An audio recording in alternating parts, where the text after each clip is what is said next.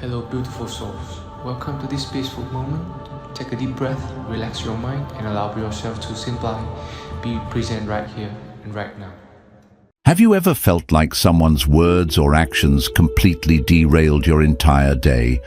That simmering rage, the knot in your stomach, the voice in your head screaming, "How dare they?" It's exhausting, isn't it? But here's the kicker. Buddha warned, you will not be punished for your anger. You will be punished by your anger. Let that sink in for a moment. Right now, in a world of road rage, office politics, and social media wars, we're drowning in reactions we regret. But what if I told you there's a way to stop letting others hijack your peace? A method so ancient, yet so radical, it'll make you question everything you thought you knew about control. Here's the truth. Anger isn't your fault, but it is your responsibility. Imagine walking through life like a mountain in a hurricane, unshaken, calm, untouchable. Sounds impossible, right? That's what I thought too, until I stumbled onto one Buddhist secret that rewires how you process pain. This isn't about suppressing your emotions or pretending everything's fine. This is about disarming them before they poison you. Think about the last time someone insulted you. Did fighting back fix anything, or did it just leave you feeling emptier? Here's the twist. The real enemy isn't the person who hurt you, it's the story you're telling yourself. What if you could cut that story off at the source? What if you could stop the spiral before it even starts? By the end of this video, you'll have 10 tools to do exactly that. No meditation cushions, no vogue philosophy, just battlefield-tested tactics from Buddhist masters who turned anger into art. But here's the catch. One of these rules will shock you. It goes against everything society teaches about standing up for yourself.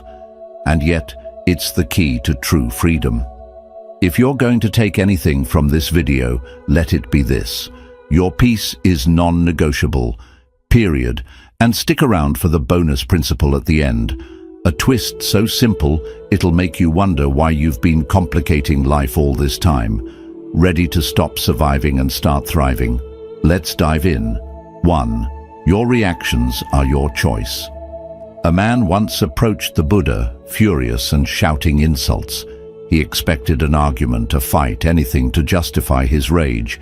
But Buddha simply smiled and asked, "If someone offers you a gift and you do not accept it, to whom does it belong?" The man stood confused. "To the one who offered it," he finally answered. Buddha nodded. "Then why should I accept your anger?" This story reveals a profound truth. Your reactions are entirely within your control. No one can force you to be angry. Only you can choose it. In life, situations will test your patience. People will be rude, and circumstances will frustrate you. But the real battle isn't with them, it's within you. The great lesson of Buddhism is that anger is not an external force attacking you, it's an internal decision you make. And every time you let anger take hold, you give away your power. Buddha once said, "You will not be punished for your anger, you will be punished by your anger." Think about that for a moment. Anger is like picking up a burning coal to throw at someone else. You are the one who gets burned first. When you react in anger, your mind becomes clouded, your judgment weakens, and you lose control. But what if instead you became like a blacksmith's anvil, steady, unshaken, absorbing the blows without breaking? A blacksmith shapes metal through controlled fire, not reckless flames. Likewise, you can shape your reactions through awareness rather than being consumed by impulsive emotions. The next time someone cuts you off in traffic, insults you, or pushes your buttons, pause and ask yourself, is this worth my peace? This simple question brings awareness to the moment and shifts your focus from reacting to choosing. Most of the time, the answer will be no, because in truth, your anger does nothing to the other person. It only poisons your own mind. By choosing not to react, you reclaim control. But here's the twist. Anger itself isn't your enemy. It's a signal, a messenger. It tells you when something feels unjust or out of balance. Instead of suppressing it, observe it. Ask yourself, what is this anger trying to teach me? Maybe it's revealing a boundary that needs to be set. Maybe it's showing you an insecurity that still lingers. When you approach anger with curiosity instead of resistance, you turn it into a tool for self-awareness rather than self-destruction. So here's your challenge. The next time anger arises, don't suppress it and don't unleash it blindly. Instead, pause, take a breath, observe it, and ask yourself, is this worth my peace? And in that moment of awareness, watch how anger loses its grip on you. Comment below. What's one thing that made you angry this week? Let's see how we can transform anger into wisdom together. 2. Pause before reacting. A monk once traveled through a village known for its hostility toward outsiders. As he walked, a group of men began mocking him, shouting insults and throwing small stones in his path. But the monk did not react. He simply continued walking, his face calm, his breath steady. One of the men, confused by the monk's silence, ran up and demanded, "Why don't you say something? Why don't you fight back?" The monk smiled gently and said, "If someone hands you a gift, but you do not accept it, to whom does it belong?"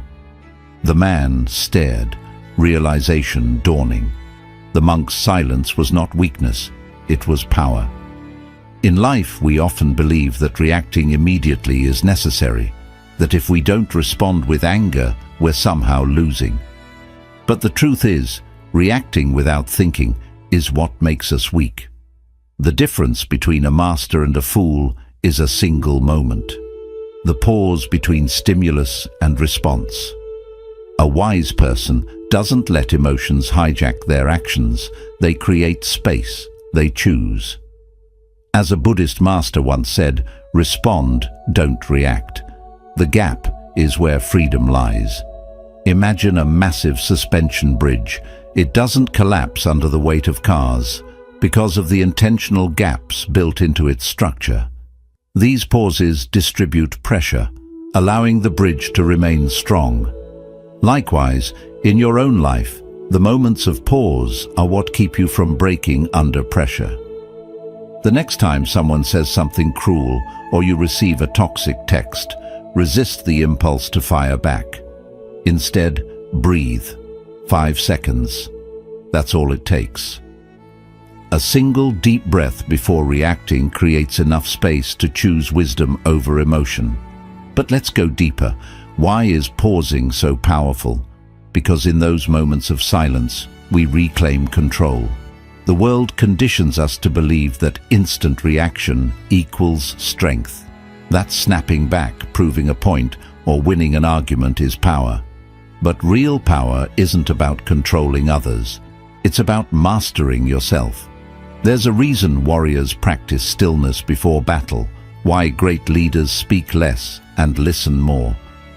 The person who can remain calm while others lose themselves is the one who holds true strength. Think about a time when you didn't react and it saved you from regret. Maybe you stopped yourself from sending a harsh text.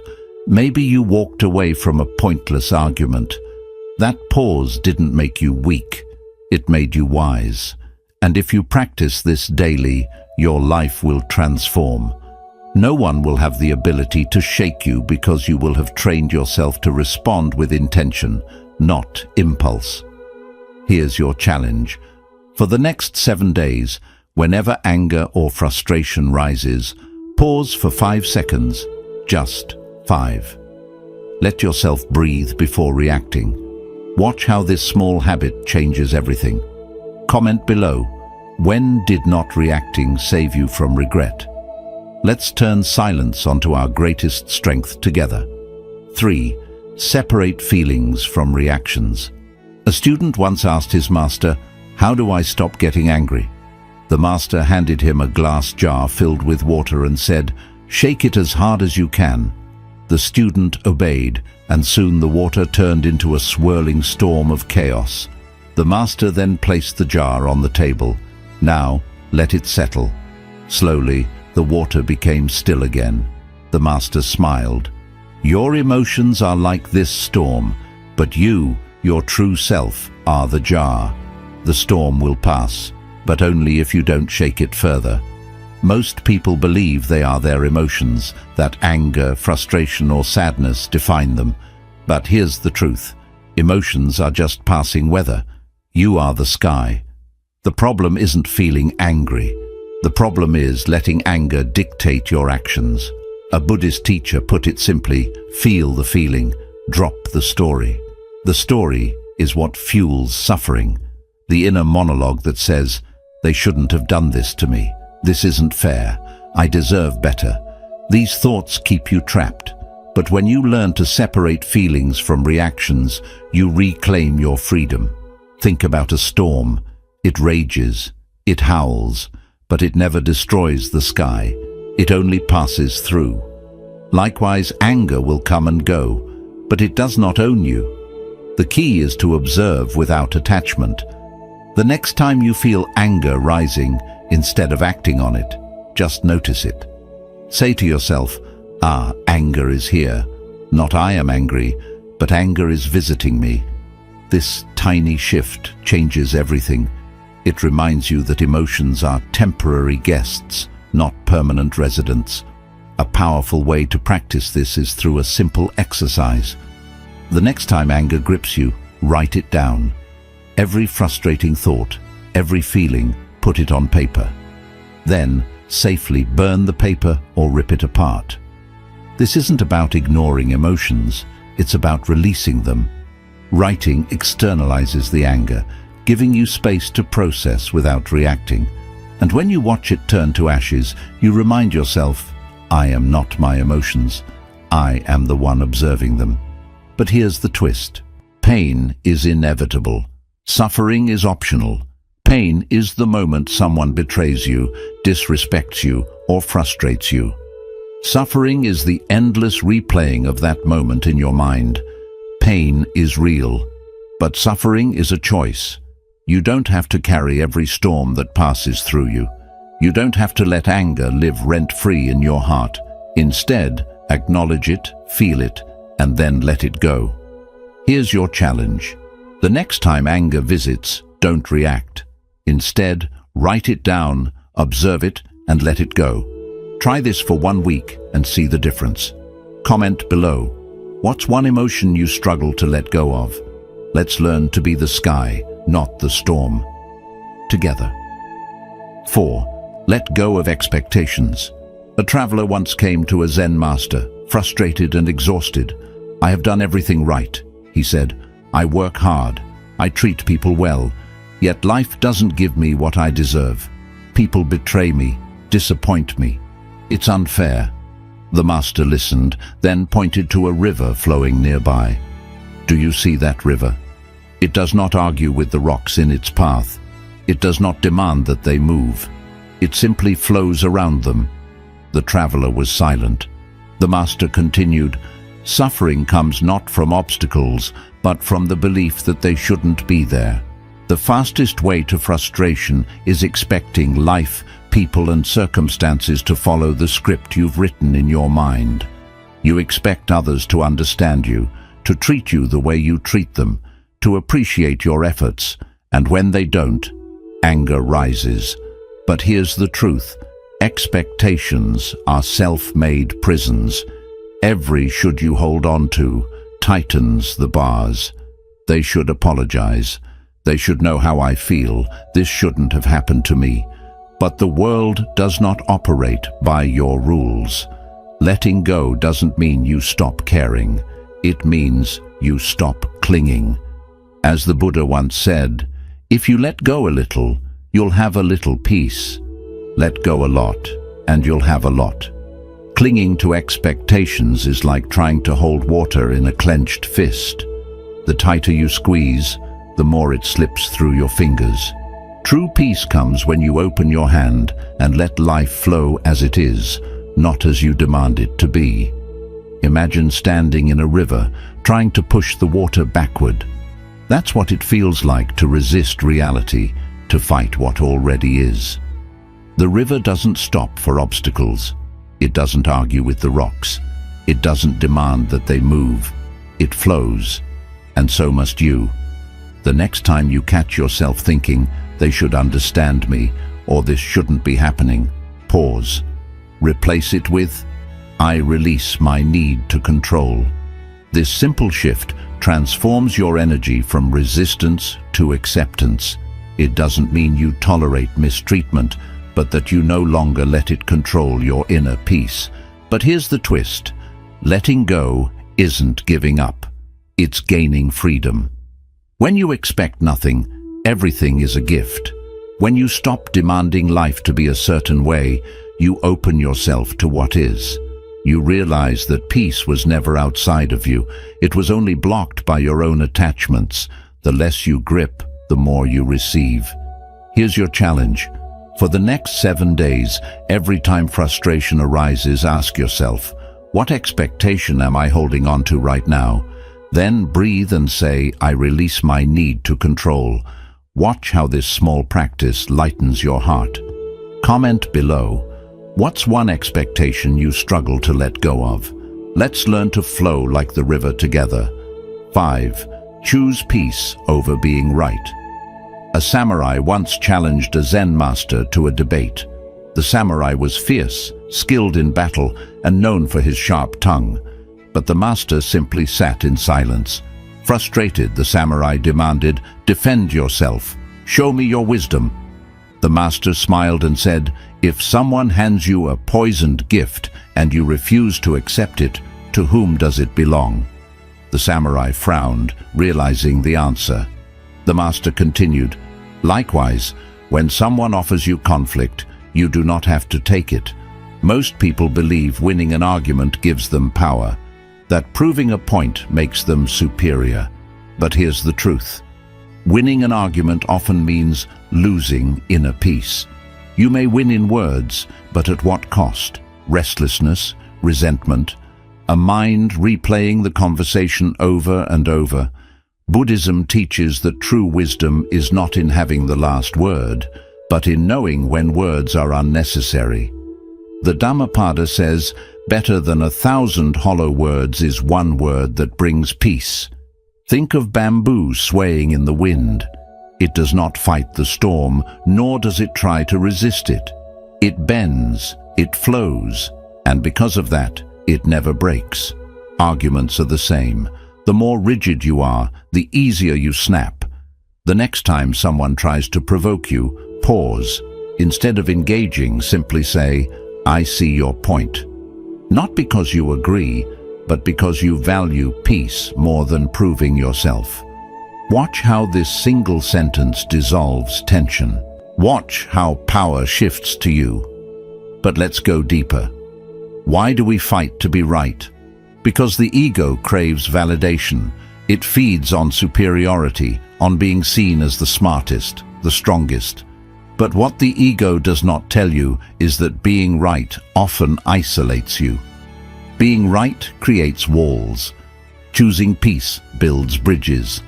Imagine two people in a heated argument, each convinced they are right. What do they gain? A bruised ego, a broken connection, wasted energy. Now imagine one of them stepping back and saying, you may be right. The fire dies instantly. The argument ends not in defeat, but in wisdom. Some might think this is weakness, but in reality, it's the ultimate strength. It takes no effort to yell, to prove, to fight, but to walk away, to smile, and let go. That takes mastery. A wise person does not chase validation. They chase peace. And in doing so, they always win without ever needing to fight. Here's your challenge. For the next 7 days when conflict arises, pause and say, I see your point. Not to submit, but to rise above, to value peace over ego. Then observe what happens. Comment below. When did choosing peace surprise you? Let's learn to be like bamboo, strong yet flexible, peaceful yet unbreakable together. 6. Detach your worth from others' opinions. A young monk once asked the Buddha, "Master, people praise you and people insult you. Do these words not trouble you?" The Buddha smiled and picked up a rock. "If I call this a diamond, does it change? If I call it worthless, does it lose its weight?"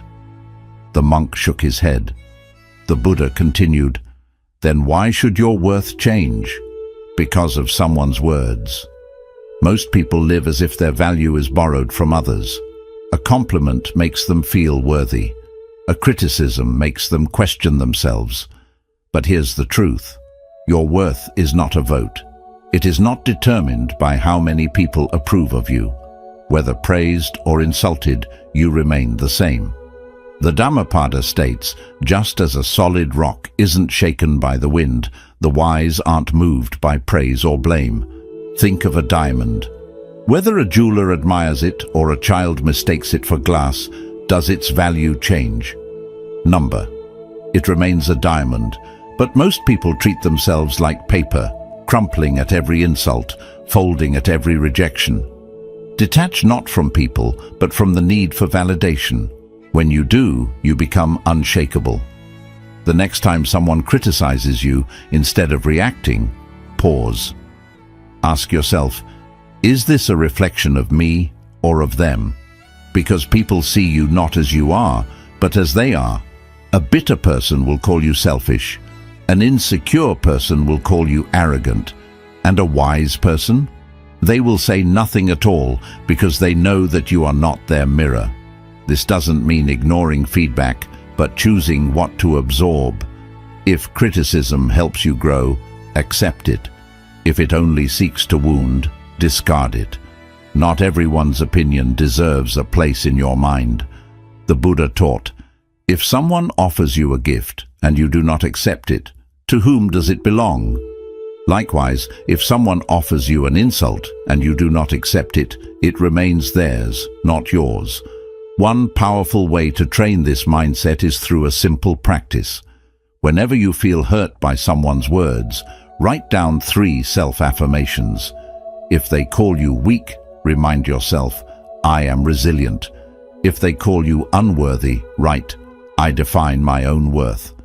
If they try to shake you, stand firm like a rock, I remain unmoved. This isn't arrogance, it's self-ownership. But here's the twist. The less you need approval, the more respect you gain. When you no longer react, people sense your strength. They realize their words have no power over you. And suddenly, the world that once dictated your worth now holds no control. Here's your challenge.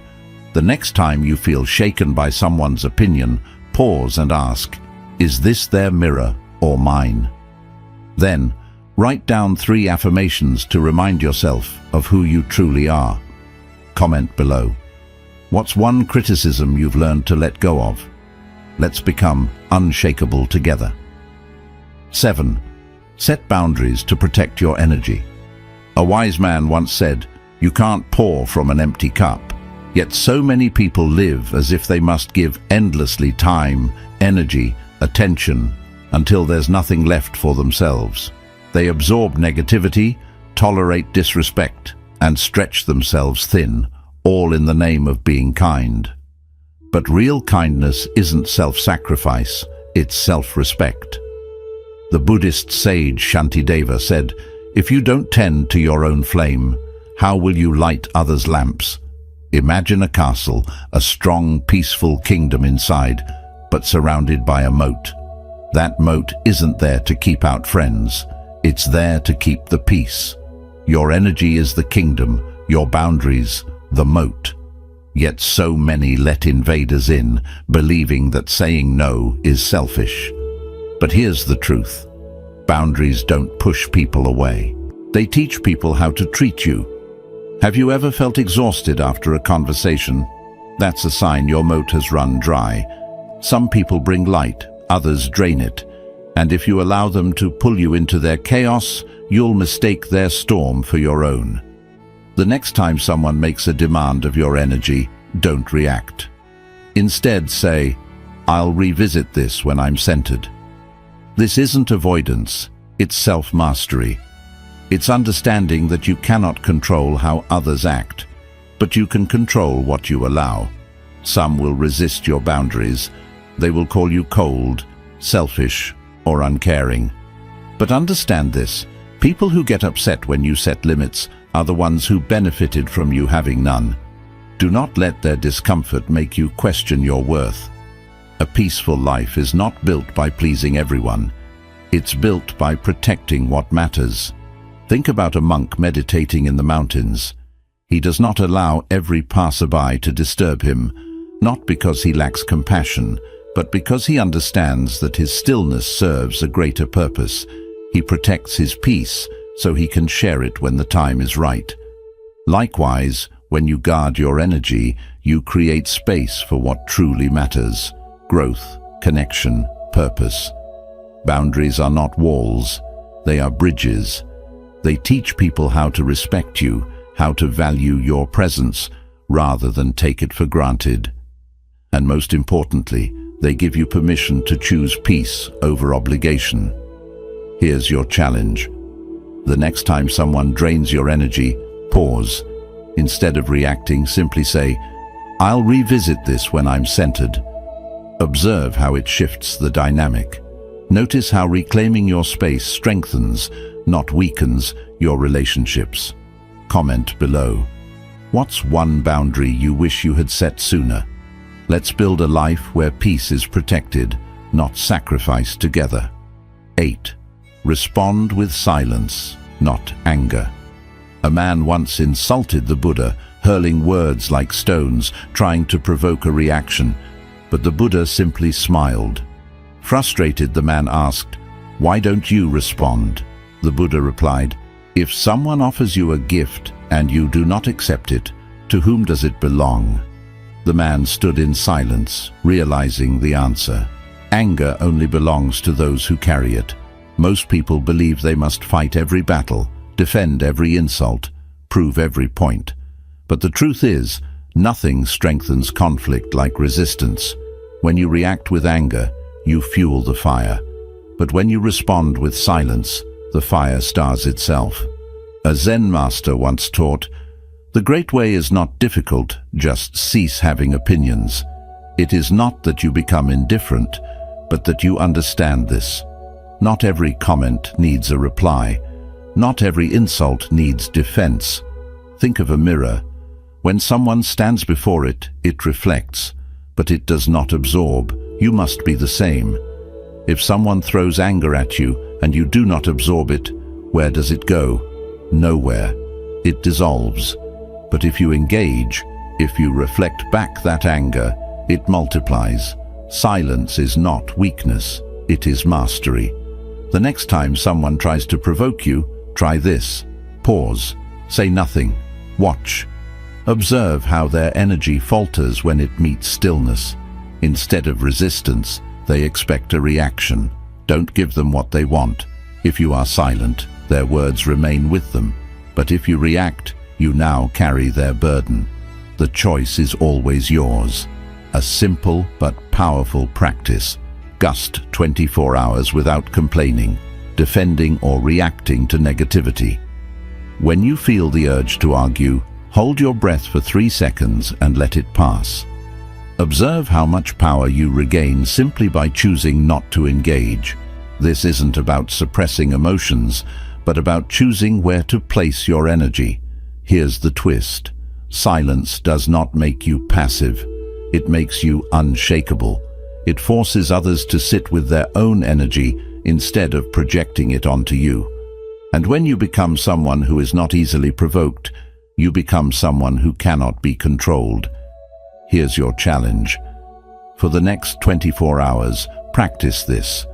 No complaints, no defenses, no reactions to negativity. If someone criticizes you, let it pass like the wind. If someone tries to provoke you, smile and walk away. See what happens when you master the art of silence. Comment below. What's one time you wish you had stayed silent instead of reacting? Let's reclaim our peace together. 9. Reframe situations. A traveler once encountered a village where he was met with hostility. The people sneered at him, whispering behind his back. He felt anger rise within him. But then he asked himself, what if this is not an attack but a lesson? Instead of reacting, he observed. He realized the villagers were not cruel. They were afraid of outsiders.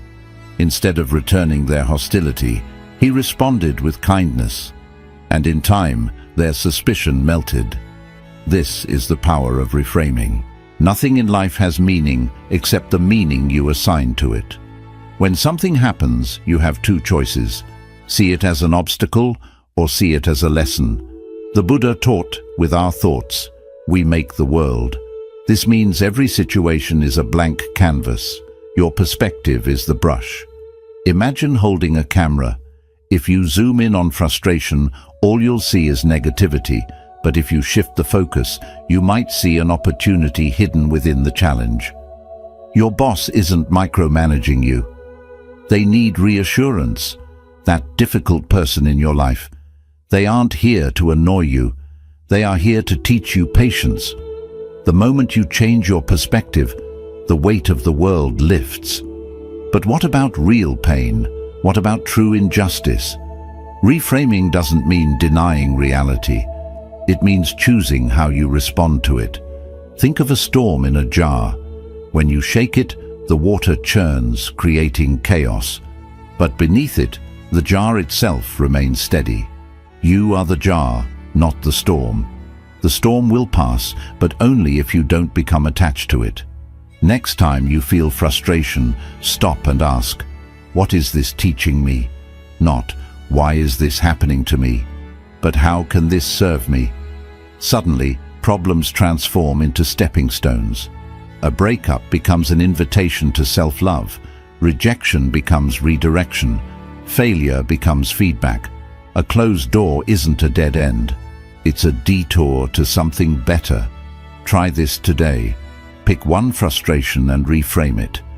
If traffic is making you angry, see it as a moment to practice patience. If someone criticizes you, recognize it as an opportunity to strengthen your confidence. If your plans fall apart, see it as space for something better. Write it down. What new meaning can you give this situation? The moment you shift your perspective, the world stops being against you and starts working for you. Here's the twist. Every problem is just a question in disguise. The universe isn't punishing you. It's asking, how will you respond? Will you resist or will you learn? Comment below. What's one challenge you're facing that you can reframe today? Let's reshape our world one thought at a time. 10. Practice emotional mastery. A young warrior once sought the wisdom of a Zen master, frustrated by his inability to control his anger. Master, I try to stay calm, but the world constantly provokes me. How do I defeat my emotions? The master smiled and handed him a sword. Sharpen this blade every day, but never use it in battle. Confused, the warrior obeyed. Days turned to weeks, weeks to months. One day he was provoked, but instead of reacting, he laughed. He finally understood. Mastery isn't about control, it's about transformation.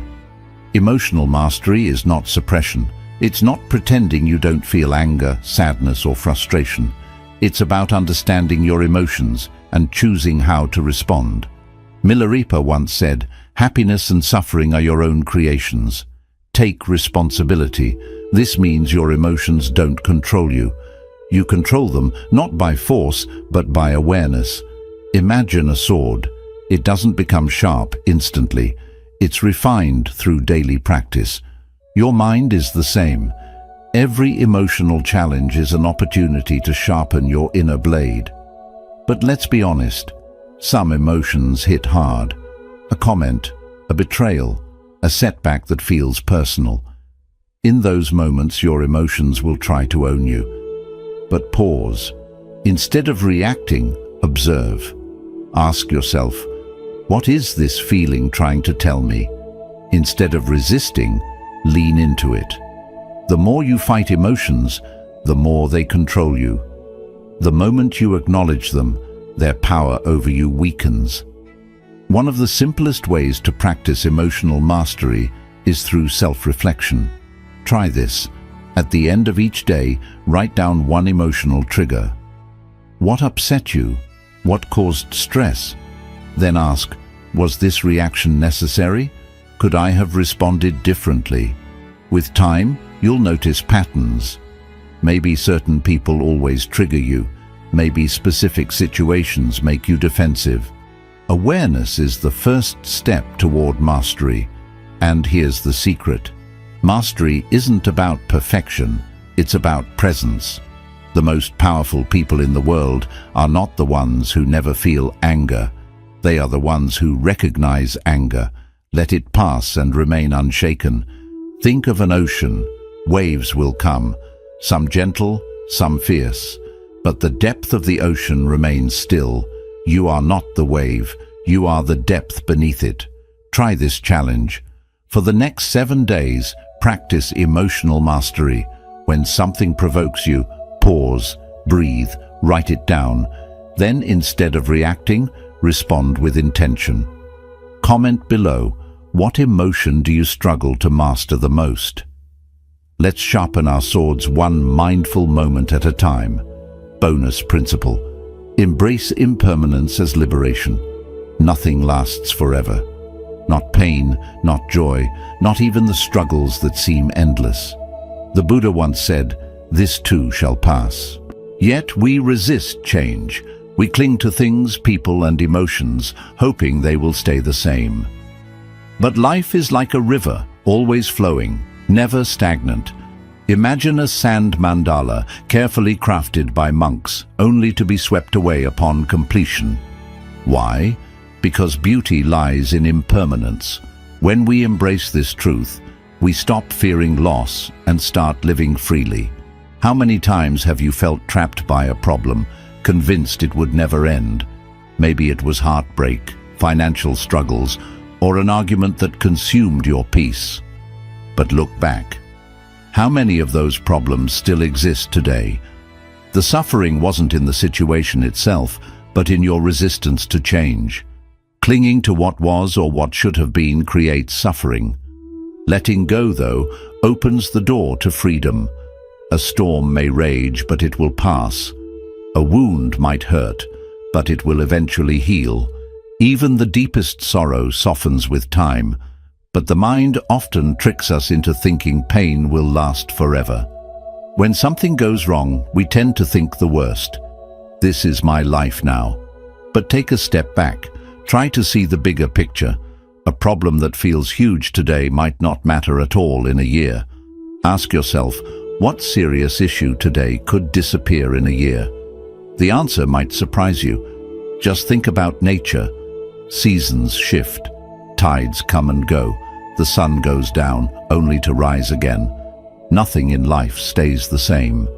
So why do we expect people, situations, or feelings to stay unchanged? We hold on to relationships that ended long ago, chase goals that no longer help us, and fight against the natural flow of life. But what if, instead of fearing change, you chose to accept it? What if every ending was actually a new beginning? Picture the peace that comes from letting go of control. When you feel overwhelmed, quietly say to yourself, "This is not forever." These 4 simple words carry great strength. They remind you that pain doesn't last, that no struggle is endless. If you can sit with the discomfort without clinging to it, you'll begin to notice something amazing. It starts to lose its grip on you. You are not your pain.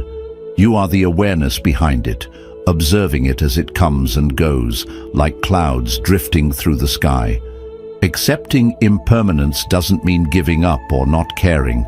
It means living fully in every moment, knowing that nothing is truly gone, only changed. The job you lost made room for a better chance. The heartbreak you went through opened you up for deeper love. The fear you faced helped build your strength. Everything changes, and within that change, there is a hidden gift. If you knew today wouldn't last, how would you live differently? Would you let small arguments disturb your peace? Would you waste time thinking about things you can't control? Or would you let life flow, welcoming its constant change with an open heart? The choice is yours. Let go. Take a breath. Have faith. Because nothing stays the same forever.